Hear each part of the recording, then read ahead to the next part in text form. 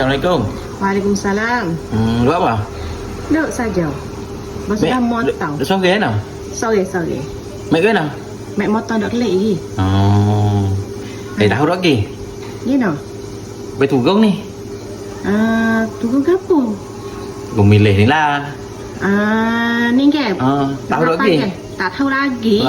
Boleh tahu. Suka sama. Tolonglah beberapa kali deh. Oh, insya-Allah. Deh. Nak itu terus wadik ya.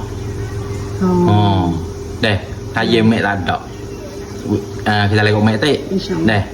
Hei. Nak ya kagoi. Kita dua ni ke orang deh. Ke orang. Tahu gedak mek oyak gedak. Mek oyak juga. Nak tunggu sok umur bayi tu. Itu Pak Jumaing tu sepupu dengan Mak Leka. Mak Leka ni boleh dengan Pak Yeh. Ada buat rumah di Lakuk Sagu tu kan. Lepas tu Pak Yeh tu anak nakal domai. Kau boleh dengan Senah. Ada motau di Bagus teh tu lah.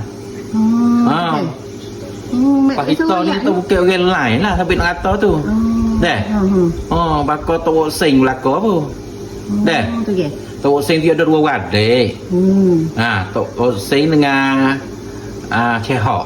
Lepas tu boleh ke Maria. Maria, lepas tu Maria tu lah. Heret anak dua orang yang hidup di Bangor Muting tu. Tu ke? Di mana? Tak ada orang lain deh. Tak ada. Ya.